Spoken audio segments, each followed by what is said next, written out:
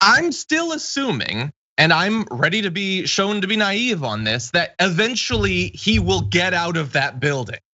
But this is a sitting president refusing to accept the results of an election that was done free and fair and fully observed. This, while it can be funny, is horrifying.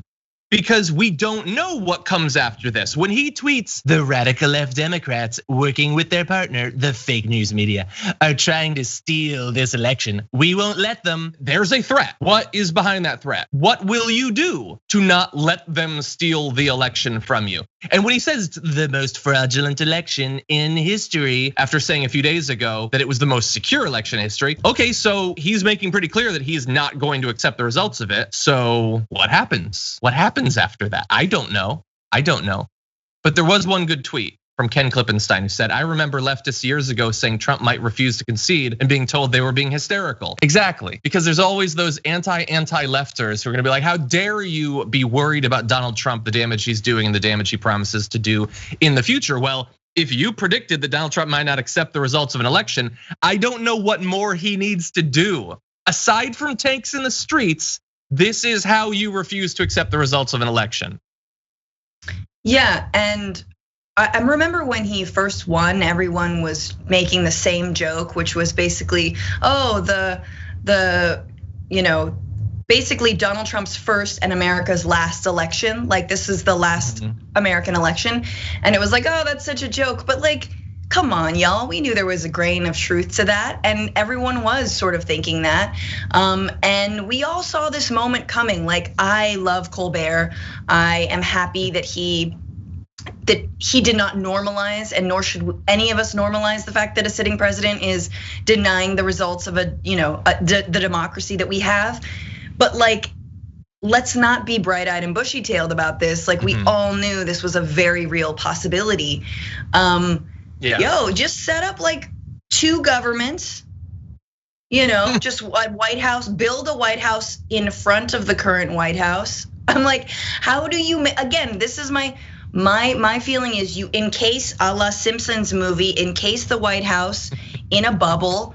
It's a petri dish anyway. It should be sealed off from the rest of the world, and then just build a new White House.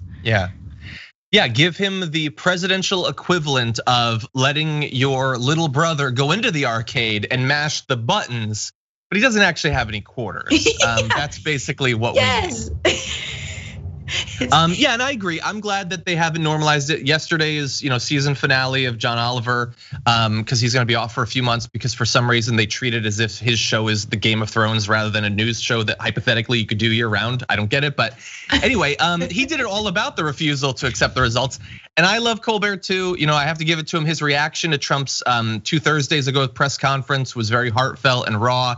I also have to give it to him for the undeniable fact that my Trump impersonation is just an impersonation of Stephen Colbert impersonating Donald Trump. Let's be clear about that. But anyway, I hope that in 2.5 months, we look back a couple weeks into the Joe Biden presidency and say, oh good, we were being a little bit much about that. I hope that we get to that. But until we get to that, I'm not going to just assume that we get to that. And so we're gonna take these threats, which is what they are, as seriously as we feel like we need to.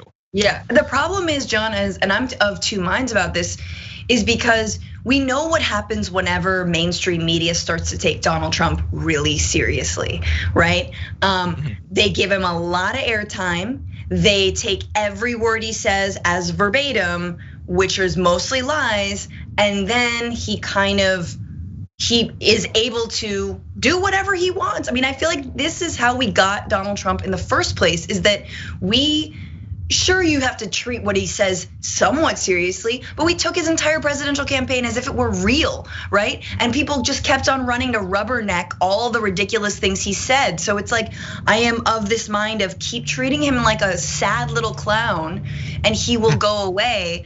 And also, oh my God, he could actually try to not leave. Look at the shakeups in the Department of Defense, all of this. Yeah.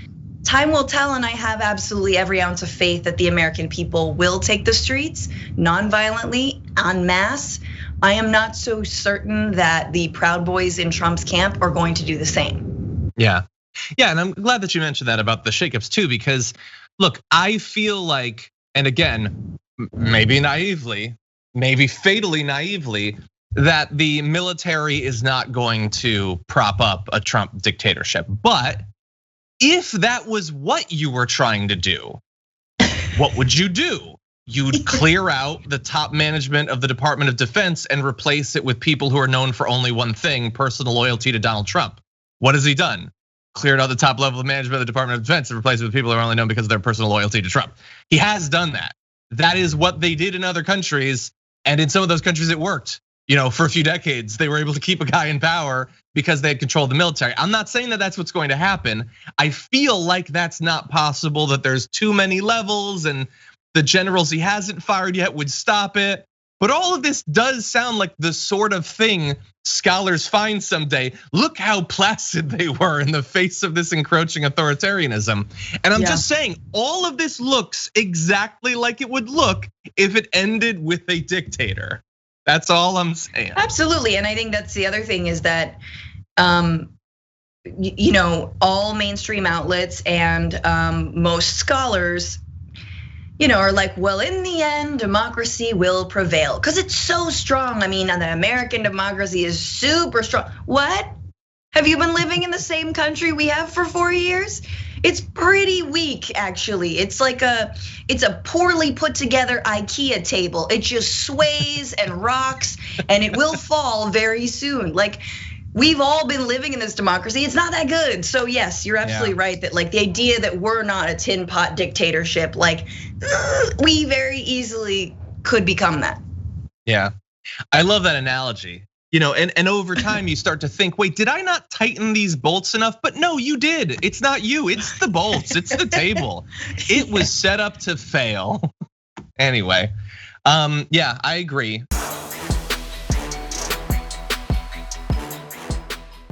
For more political news, breakdowns, interviews, stories of activism, and me trying my hardest to care about the occasional big celebrity news story, subscribe to our YouTube channel at youtube.com/The Damage Report. And you can ring the bell wherever it is so you don't miss anything.